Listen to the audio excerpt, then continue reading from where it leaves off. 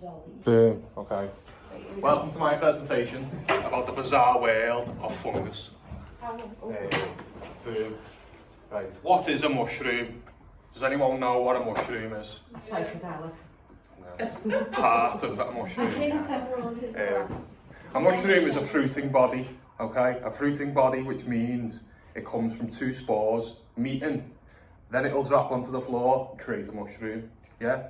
Then the mushroom will create mycelium under the soil, then create mycelium that touches other mycelium and creates a massive mycelium mat to help soil thrive and build plants and for animals and insects to live. So without mycelium and mushrooms, nothing would live. Okay. Yeah. Well, I got loads of my friends there who thought they were bad. What, in the grass and that? Yeah. Like that's a Mowers mushroom. Are they yellow? Well, not yellow, like not like that. Well, you've got yellow mushrooms. Like yellow mushrooms, you see. Honey fungus. That can. Is that helpful? No. Oh, I shouldn't get rid of that. That's a parasitic mushroom just come through the that front destroys hedges. Have you got hedges? No, they're still my friends from grass though. Oh, if it's on grass, it's alright. It's a Mowers mushroom. They contain certain, well, psilocybin. My body picks So anything up. you can get high from them. Yeah. But yeah, the cat. Yeah, you can, honestly, just loads. This is the most common that everyone knows, the Mario mushroom. But it's not. It's called the fire agaric. Botanical name is the Amanita muscaria.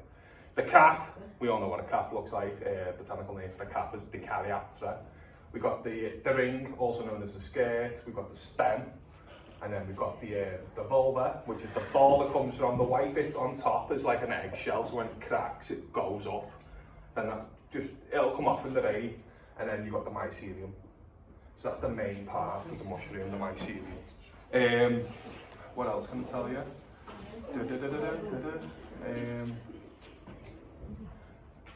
Oh yeah, if you walk into the forest, every step you take in the forest, you walk on 300 miles of mycelium. That's just one step. So think how vast the mycelium is on the planet. Before anything was on the planet, it was mushrooms, billions of years ago. That's where we come from. We all ascended from mushrooms. We're more related to a mushroom than a mushroom's related to a plant. Mushrooms are related to us more than they are related to anything else. Okay? Mushrooms breathe in oxygen. They breathe in oxygen like us, and they release carbon dioxide. Okay? Do you really need to sound from mushrooms? Yeah, we do, yeah. We are 53% mushrooms. Yeah. Okay, this is why people go, why are you so interested in mushrooms? Because they've got so many medicinal properties to them. They can cure cancer, they can cure Alzheimer's, Parkinson's, dementia, rheumatism, the anticoagulants, which means the blood thinner. They contain theobromine, which is makes your veins open so your blood can go through them. Loads of things mushrooms can cure, and I want to teach us about it basically, but many people don't understand, and they just. So they're not using this now? They're not using it now, but there is tests. Yeah. And it's finally getting. Basically, no. That's the main thing you can't do. You can't buy them. So the tail is a saprotrophic mushroom, which means it grows on decomposing wood. So it's there to decompose the wood. If there wasn't these saprotrophic mushrooms, the wood would be everywhere. Okay, so it's basically nature's what's it called? Recycler in a sense, yeah.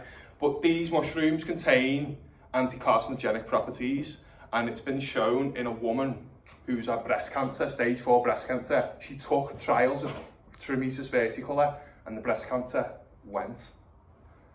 Wow. It's a pretty big statement to make though. But it's fact, it's factual, because there's a mycologist called Paul Stamets. His mum was stage 4 breast cancer, and he was a mycologist, which means he studied mushrooms. And he gave his mum doses of the Trimesis versicolor.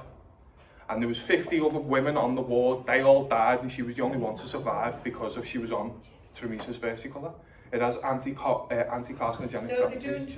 They do trials for it, but I'm not seeing any, because all I'm seeing is pharmaceutical industries don't want nothing to do with it, because it'll ruin the pills and all the stuff you take.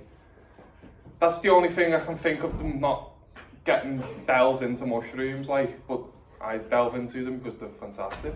They can cure PTSD, that's been scientifically proven by taking cubensis. Where we get what from? Mushroom. Decomposing wood.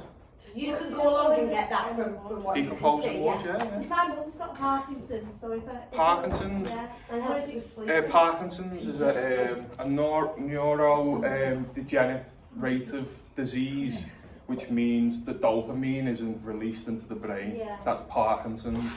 So the best thing to take for that is lion's mane mushroom, and that rebuilds nerve connective You have to energy. go hide your own. Technically, you can. Certain mushrooms they do grow, so you can look online and find the spores of lion's mane. Because my mate, who I taught last year, because I've done a presentation last year about mushrooms, and his nan has got Parkinson's, and he's recently just started growing lion's mane, and yeah, they're helping it. How do I grow it? You'll get a kit, so you'll put the spores in Is like. it legal? Yeah, of course it's legal. So can you There's no psychoactive properties in these mushrooms, I'm telling you. The only psychoactive mushroom was the red one before the fly agaric, the one everyone knows, the Can you magic write it down mushrooms. and Yeah, if yeah, you Google it, it'll tell you yeah. Lion's mane mushroom spores. Next Is it helping for all that stuff? Honestly, loads of stuff. It cures so many ailments with the human body. That's why I researched them. Because why not? You know what I mean?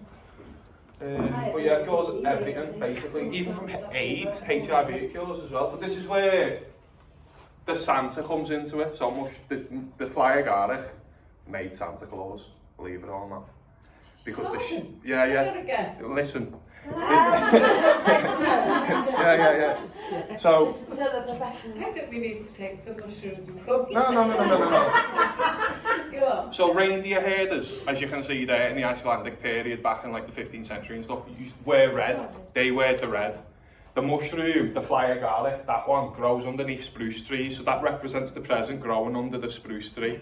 Okay, Oh, so the present's under the tree? is the mushroom, yeah, and then the reindeer herders would pick them, then feed it to the reindeer, because if you was to eat a fly agaric raw, it'll make you sick because it contains hyaluronic acid, and to filtrate the hyaluronic acid, they feed it to the reindeer. The liver of the reindeer filters that, then the reindeer herder drinks the urine and then gets high through the muscimol. That's how they take that. So that's where the flying reindeer comes from. The meat of mushrooms.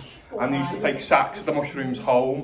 So there's your presents of all the sacks of the mushroom. So that's where Santa Claus comes from, is the fly agaric. Obviously, everyone's just the imagination and it's very different. That's Very Christmas. Rudolph the red-nosed reindeer, the mushroom. I'm going to go and tell the kids now.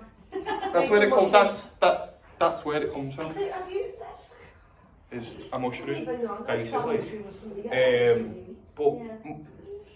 mushrooms can also, well, there's various religious beliefs are from mushrooms. So why Hindus worship the cow is because the psilocybin cubensis, the magic mushroom, grows on cow poo. So what scientists have studied is the Hindus used to pick it, eat it, like transcend, and then wake up and there's a cow in front of them, so they'd feel like God is in front of me, meaning the cow, and that's why they worship the cow through the magic mushroom, yeah, growing on the cow poo. I think that's it, yeah, that's it. There's my presentation. Thanks,